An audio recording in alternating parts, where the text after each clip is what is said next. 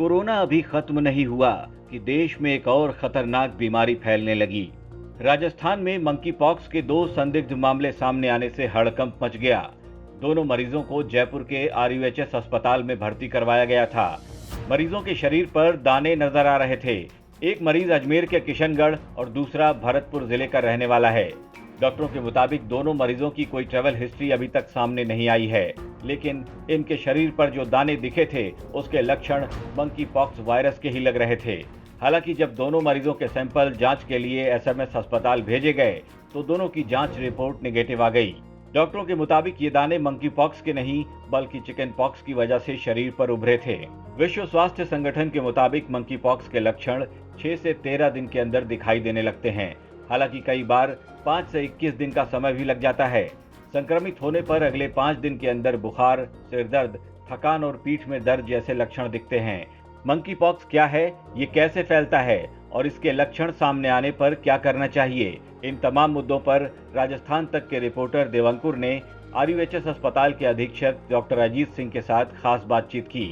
पूरे देश में मंकी पॉक्स के कई कंफर्म मामले सामने आ चुके हैं। क्या इसको लेकर जयपुर में चिंता बनी हुई है? हमारे साथ बात करने के लिए RUHS के अधीक्षक डॉक्टर अजीत सिंह शब्दावत हैं।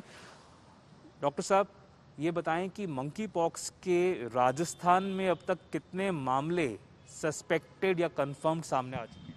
वर्तमान में जो पेशेंट आप RUHS में देख रहे हैं उनमें सस्पेक्टेड केसेस ही हम कह पाएंगे, क्योंकि अभी तक राजस्थान के अंदर कोई मंकी पॉक्स का कंफर्म केस डायग्नोस नहीं हुआ। 2 केस हमारे पास जो एडमिट हुए थे उसमें पहला वाला केस बहुत ही माइल्ड था और उसकी रिपोर्ट हमें कल डिपार्टमेंट ऑफ माइक्रोबायोलॉजी और NIB पुणे से प्राप्त हो गई थी, वो नेगेटिव है।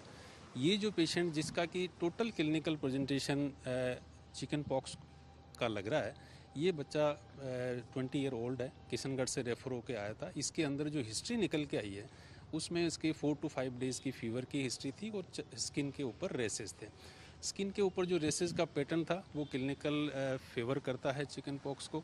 साथ ही जो इसकी बेंगलोर की हिस्ट्री थी जहाँ ये हॉस्टल में रहता है, प्लस दूसरा वहाँ पर भी 1-2 इसके स्टूडेंट जो है वो चिकन पॉक्स डायग्नोस हुए हैं। तो कहने का मतलब ये है कि राजस्थान परिदृश्य में हम पूरी तरह से राजस्थान सरकार संवेदनशील एंड सतर्क है और चिकित्सा एवं स्वास्थ्य विभाग मंकी पॉक्स को लेकर बिल्कुल मुस्तैदी के साथ में हाई अलर्ट मोड पर है। व्यवस्थाओं को देखते हुए जैसा कि कोविड में भी आपने राज्य सरकार और चिकित्सा एवं स्वास्थ्य विभाग को देखा है कि जिस ढंग से कोविड को फेस किया है, तो मंकी पॉक्स भी हमारे लिए एज ए चैलेंजिंग टास्क नहीं रहना चाहिए। संवेदनशीलता को देखते हुए जरूर हम कोई भी ऐसा हाई सस्पिशियस इंडेक्स के साथ कोई केस एडमिट होता है तो उसको पूरी तरह से हम कंप्लीट इन्वेस्टिगेट करके इसको रूल आउट करेंगे कि कहीं ये मंकी पॉक्स तो नहीं है।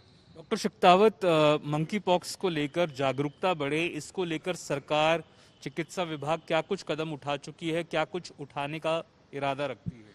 आपने देखा होगा कि सबसे पहले राजस्थान के चिकित्सा एवं स्वास्थ्य विभाग एवं राजस्थान सरकार ने जो है अपनी गाइडलाइन जारी करी मंकी पॉक्स को लेकर और पूरे जिला अस्पताल, मेडिकल कॉलेज, हर चिकित्सक वर्ग को इस गाइडलाइन से अनुभव कराया।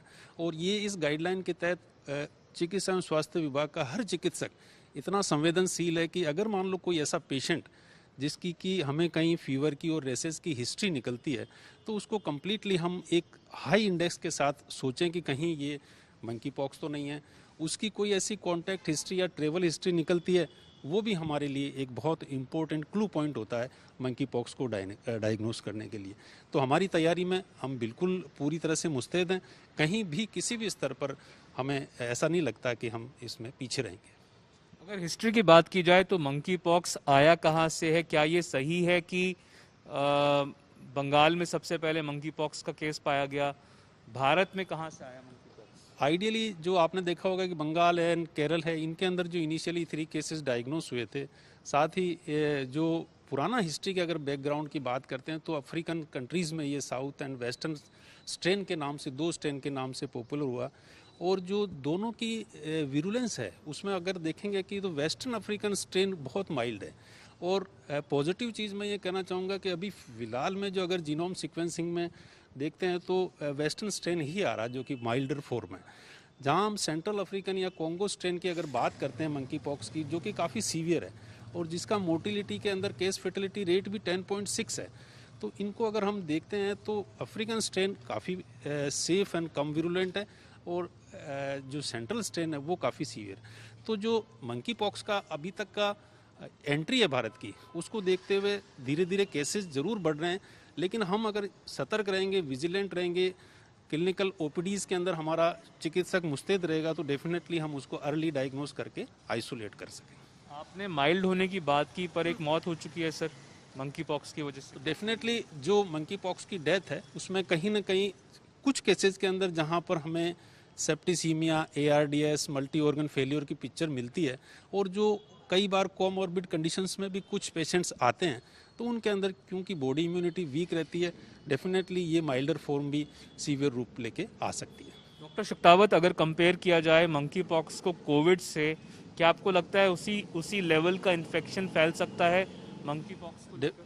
कोविड के अंदर चूंकि ज़्यादातर जो रूट ऑफ ट्रांसमिशन था वो ड्रॉपलेट इन्फेक्शन था, वहाँ पर रेस्पिरेटरी इन्वॉल्वमेंट फर्स्ट ऑर्गन था जहाँ की लंग्स इन्वॉल्व हो रहे थे और ड्रॉपलेट इन्फेक्शन से पूरे एनवायरनमेंट के अंदर वायरस का स्प्रेड था। यहाँ first route of transmission contact history है। अब वो चाहे एनिमल टू ह्यूमन आए या ह्यूमन टू ह्यूमन आए, डेफिनेटली स्किन लीजन के जो फ्लूइड है, स्किन लीजन के जो स्कैब्स हैं, इरप्शन है, वहाँ से क्लोज कॉन्टैक्ट से ये आता है। रेस्पिरेटरी रूट में बहुत रेयरली ये ट्रांसमिट होता है। तो क्या ये कहा जा सकता है कि उस लेवल का कंटेजियस या इन्फेक्शियस नहीं है मंकी पॉक्स जिस लेवल का कोविड देखा गया? बिल्कुल ये कहा जा सकता है कि जिस लेवल का जो कॉन्टेजियस या विरुलेंस कोविड के अंदर देखने को मिली थी वो मंकी पॉक्स में देखने को बिल्कुल नहीं मिलेगी। इसलिए हमें कहीं किसी तरह का ऐसा पैनिक स्टेज में आने की आवश्यकता नहीं है। मंकी पॉक्स आपने देखा होगा कि चिकन पॉक्स है, वो भी काफ़ी कॉमन डिजीज़ है, उसी से मिलती जुलती ये डिजीज़ है। पॉजिटिव चीज़ या कहीं ऐसा डायग्नोस होता है तो हमें विजिलेंट रह के अपने आप को सेफ रखते हुए इसको आइसोलेट करके प्रॉपर ट्रीटमेंट लेना चाहिए। डॉक्टर शक्तावत, लक्षण क्या क्या है, क्या क्या सिम्टम्स है मंकी पॉक्स? आइडियली जो हम जिस केस के अंदर सस्पेक्ट करते हैं उसके अंदर जैसे ही कोई फीवर या रेसेस आता है और साथ में हमें कुछ ऐसे लक्षण हैं जिसमें लिम्फ नोड का एनलार्जमेंट है, बॉडी एक है, मेलेज है, ये अगर मिलता है तो हम उसको सस्पेक्टेड केस की कैटेगरी में रख के उसका एज पर प्रोटोकॉल ट्रीटमेंट करते हैं। रेस्पिरेटरी ऑर्गन्स, आपका मानना है कि इसमें उस कदर इफेक्ट नहीं होते हैं जिस तरह से रेस्पिरेटरी का इन्वॉल्वमेंट बहुत कम होता है, एडवांस स्टेज में जाके हम कह सकते हैं। अदरवाइज इनिशियल स्टेज में जो फीवर और जो स्किन लीजन है वो ज़्यादा इन्वॉल्व होती है और उसके अंदर अगर कोई लिम्फ नोड भी आती है तो हम हाई इंडेक्स ऑफ सस्पिशियस के साथ मंकी पॉक्स को सस्पेक्ट कर सकते हैं। कन्फर्मेशन वही फिर PCR के माध्यम से किया जाता है। कितना टाइम लगता है सर एक बार टेस्ट हो जाने के बाद इस केस में रिपोर्ट आने में कि मंकी पॉक्स है या नहीं है? आइडियली 24 से 48 घंटे के अंदर हमें रिपोर्ट रिसीव हो जाती है इस केस की और जो इंक्यूबेशन पीरियड जनरली इसका 21 डेज तक का होता है और जो मेन पीक इंक्यूबेशन पीरियड जो 6 to 13 डेज का है वो हमारे लिए एक क्रूशियल पीरियड होता है। तो उसको हम ज़्यादातर पेशेंट को आइसोलेट करके आइसोलेशन रूम्स के अंदर करके मॉनिटर करते हैं। क्या जयपुर में RUHS के पास ये सुविधा है कि यहीं पे टेस्टिंग हो जाए? डेफिनेटली हम यहाँ पर सैंपल पूरी तरह से ले रहे हैं, यहाँ सारी टेस्टिंग की फैसिलिटीज़ है और डिपार्टमेंट ऑफ माइक्रोबायोलॉजी ने पूरा अपनी व्यवस्थाएं, चाहे वो स्किन के सैंपल्स, स्किन लीजन के सैंपल हो, चाहे ब्लड हो, यूरिन हो, ओरोफेरेंजियल स्वाब हो, इसकी सारी व्यवस्था हमने कर रखी है। आपने कहा कि 21 डेज का इंक्यूबेशन पीरियड होता है, इससे क्या मतलब है? इंक्यूबेशन पीरियड का मतलब ये होता है कि इस डिजीज़ के एक जो आइसोलेशन पीरियड है जिसके अंदर इन्फेक्टिविटी बॉडी के अंदर परसिस्ट कर सकती है, वो पीरियड को हम जनरली इंक्यूबेशन पीरियड कहते हैं और इस इंक्यूबेशन पीरियड के अंदर हमें ज़्यादा विजिलेंट रहने की आवश्यकता होती है।